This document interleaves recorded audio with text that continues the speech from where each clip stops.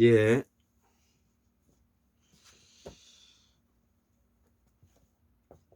제가 강의에 앞서서 다시 책을 소개시켜 드립니다. 태고사의 새발견, 예, 골장의학과 골장제일도표.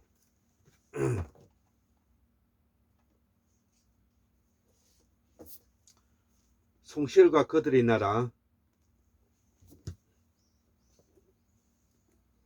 조선 무섭고 부도지,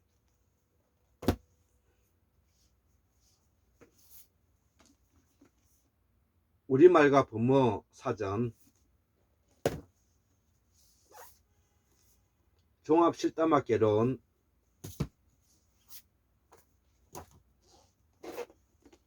환단 원류사, 범어 대사전,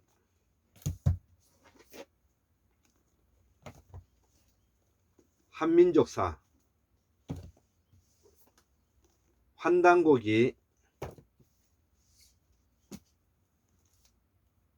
조선고 실담어 주석사전, 상고사의 새발견, 동국정운,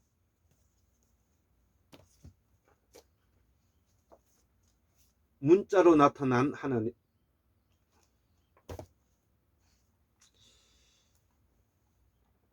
환국무미 학술은 32강 현무한 도가 있었다. 이는 국풍이다. 첫 번째 강의고요. 요거는 1, 2 이렇게 나누어서 제가 설명하겠습니다. 환국무미 학술은 이름으로 강의와 답을 32강과 함께 설명하겠습니다. 국풍을 복원하다에 대한 최초원 선생에 관한 질문, 박민호 선생의 답변. 아무리 그래도 그렇지 천년이나 국가를 지탱한 나라에서 궁궐도 없고 겨우 딱 2개의 신라왕이라는 문구만 발견되는 게 역사입니까? 국풍을 복원하다가 대한 최초원 선생에 관한 질문. 강영태. 최초원이 통일신라 시대에 당나라에서 유학 갔습니다. 지금도 경상도 경주에서 당나라로 유학 간 것일까요? 아니면 현 중국 땅에 있던 사로신라에서 당나라로 유학 간 것일까요? 원효대사가 당나라로 유학 가려던 때의 상황은 어떤가요? 2019년 6월 10일 일요일, 김태수. 강 박사님, 박민호 선생님께서 통화해서 파악한 결과 최초원 선생은 신라의 마지막 왕이 거주한 경주, 길림, 연길인 만주대루이라 파악됩니다. 지금의 경주는 아닌 걸로 파악되었습니다. 김태수. 그리고 우리의 역사는 복원되었다고 생각합니다. 환단사성은 국풍과 함께 이해하면 되고 학문의 최종 정리는 고소선생으로 매듭될 것임이라 조심스럽게 예단해 봅니다. 우리 고전을 능수능란케 자유자재로 해석한다는 것을 목표로 하는 것이죠. 그리고 학문의 인식론으로서는 의학원류서에 구체적으로 골장제일도표와 골장의학을 통해 앞으로 자료를 올릴까 합니다. 김태수. 마지막으로 이성계 조서는 너무나 왜곡되어 이는 무시하고 이해해 가면 무리가 없다고 생각합니다. 이에 대한 궁금한 점은 대구 수원계 박민호 선생께 개인적으로 물어보면 저보다 더 자세히 알려주리라 생각합니다. 박민호. 어제 김태수 선생과 통화했습니다. 요약해서 말씀드리겠습니다. 한반도라는 말은 일본이 우리나라를 한반도라 부르기 시작해서 마땅히 이를 대체할 명칭이 없어서 그냥 한반도로 우리는 따라 부르기도 합니다. 대체할 말로 조선반도, 조선대륙이라는 말도 있지만 마음에 안 들지요. 제가 이렇게 이제 여기 갈료로 제가 넣어 놓은 것은 제가 여기 보충해서 나의 생각을 입혀 놓은 것입니다. 이는 북한에서 쓰는 말이기도 하고, 반도라는 것은 한쪽이 대륙에 붙어 있는 섬처럼 보인다는 뜻인데 별로 나쁘진 않는 표현이기도 해서 저도 별로 개의치 않고 그렇게 부릅니다. 박민우. 근데 뭔가 좀 아는 체 하고 싶은 사람은 한반도는 일본이 붙여서 쓴 말이기 때문에 나쁜 표현이라고 하면서 다르게 써야 한다고 외칩니다. 그럼 그분만 다르게 쓰라고 하세요. 이미 세계화로 고착된 말을 다르게 쓰면 또 누가 알아듣기나 하겠습니까? 박민우, 한반도, 아구, 우리나라, 조선 등등으로 불리던 이 땅은 저 넓은 태평양을 향해 돛대가리 바짝 세운 모양으로 생긴 땅으로 양의 기운이 가득 찬 축복의 땅입니다. 박민우, 조물주가 꼽을 쳐둔 땅입니다. 박민우, 그래서 어떤 나라도 우리나라 반도를 침범하지 못하는 신의 땅입니다. 하늘이 미래를 위해 준비해둔 땅이라는 것입니다. 어떤 개소리 하는 학자가 우리나라는 900번의 침입을 받았느니 하는 소리를 했는데 그건 모두 대륙에서 있었던 일이고 한반도 안에서 있었던 일이 아니라는 것을 상기하셔야 합니다. 박민우, 근데 딱 한 번 일본이 우리나라를 침범한 적이 있는데 박민우, 그것도 사실은 러시아, 미국, 영국 등 당시 우리 힘으로는 당해낼 수 없는 위기에서 잠시 일본이 원한을 풀어주는 차원에서 천운이 작용하여 그렇게 된 것입니다. 이건 강정성 상제가 말하기도 합니다. 일본은 풍수지리상으로 우리나라 세계 최고 대명당 자리를 지키는 안산으로서 모든 재해와 재앙을 막아주는 역할을 하는 땅입니다.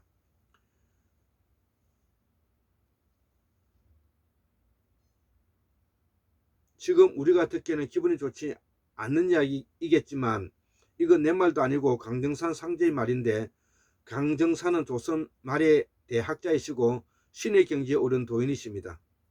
그분의 말대로라면 잠시 일본의 원한을 풀어주기 위해 우리나라를 먹게 하였으며, 그렇게 하지 않았으면 서구 열강에 의해 우리나라는 산산조각이 났을 것이며 35년 만에 땅을 찾기는커녕 지금도 그 후유증을 벗어나지 못하고 개고생할 것이라 말합니다. 특히 러시아 놈들은 더 무섭습니다. 아마도 대멸종을 한반도에서 일으켰을지도 모릅니다. 한반도 사람 전체를 시베리아에 강제 이주시켰을지도 모를 일이죠. 그건 그렇고 박민우, 한반도는 원래 요능성 동부 삼성을 포함하여 한반도가 되어야 합니다. 지금은 중국이 두만강 이북을 차지하고 있지만 곧 우리 땅이 될 것입니다.